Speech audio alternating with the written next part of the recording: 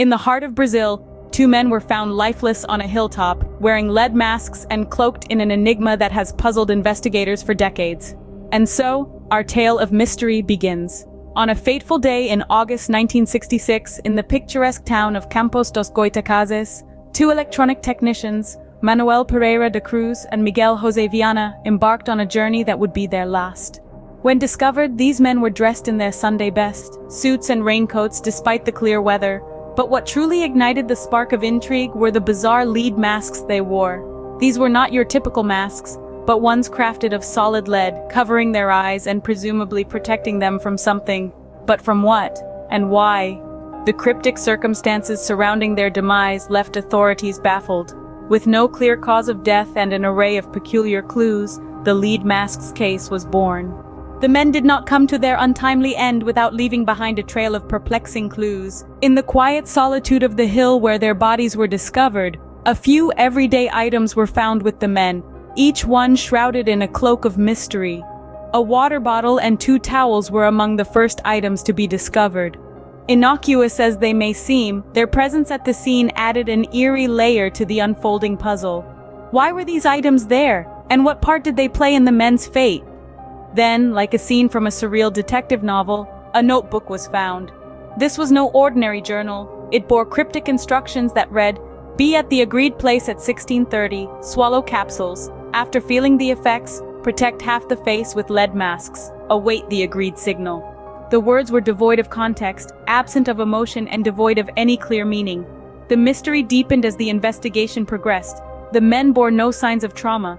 There was no evidence of a struggle, no hint of a violent end. It was as if they had simply lain down and surrendered to an unknown force.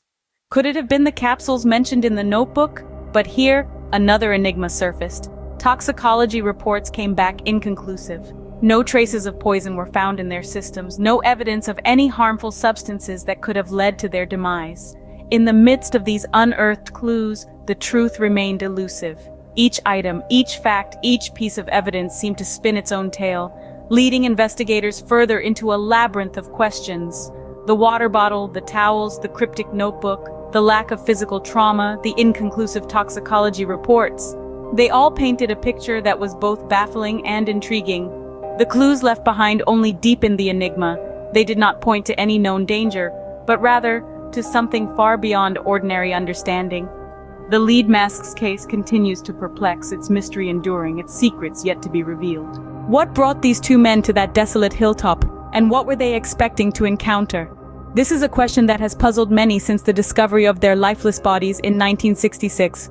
Manuel Pereira da Cruz and Miguel José Viana, two electronic technicians from Campos dos Goitacazes, a town in northeastern Brazil, embarked on a journey that would end in a mystery that remains unsolved to this day. Their trip to Niterói, a city just across the bay from Rio de Janeiro, was filled with peculiar actions. For starters, they purchased raincoats. This in itself may not seem strange, but considering the weather forecast didn't call for rain, it raised eyebrows.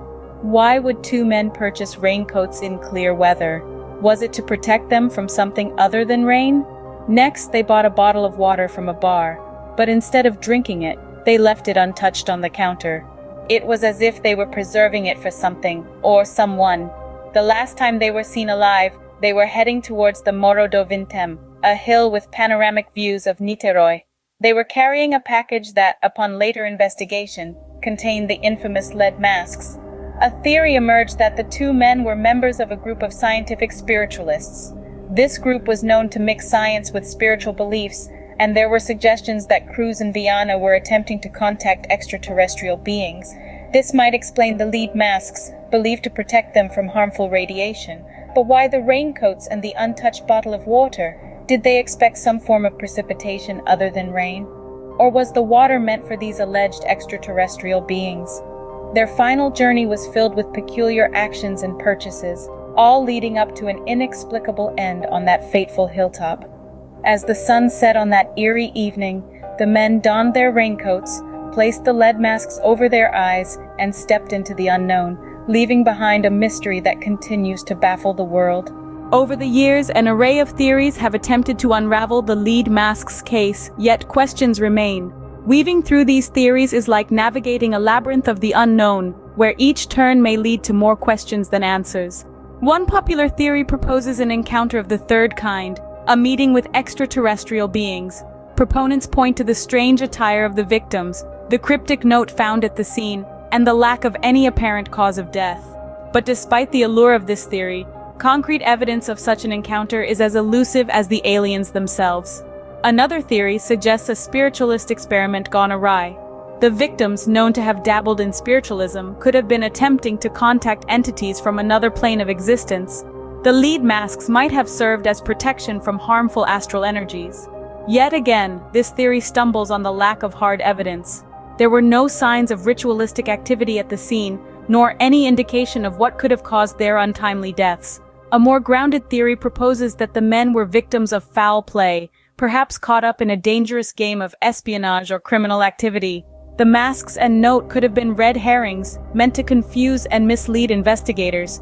But if this were the case, who were their adversaries, and why go to such lengths to create such a bizarre tableau? The lack of evidence supporting any of these theories only deepens the mystery. Who were these men really? Why were they on that hill, donned in lead masks? What did the cryptic note mean, and most importantly, what led to their deaths? These unanswered questions continue to confound investigators and enthusiasts, fueling endless speculation and debate. Despite the best efforts of investigators and enthusiasts alike, the Leadmasks case remains one of the most baffling, unsolved mysteries in the annals of true crime. Over half a century later, the Leadmasks case continues to bewilder and fascinate. A story that began under the shadow of uncertainty continues to linger there, shrouded in its original enigma. The lack of definitive answers has become a part of its allure, drawing in countless minds, eager to decipher the indecipherable. The case, with its bizarre elements and cryptic clues, has become more than an unsolved crime. It's an enduring symbol of the unknown, a testament to the limits of human knowledge. It's a puzzle that has refused to be solved, a mystery that has refused to be unraveled. And so it continues, this timeless intrigue, inviting us all to ponder, to question, to imagine, to step into the shoes of the investigators who first grappled with this enigma, to wonder what really happened. And it's in this wondering, this questioning, that the true essence of the case lives on. In the end, the Leadmasks case remains a chilling reminder that some mysteries may forever lie beyond the realm of human understanding. Thank you for watching, and remember to subscribe.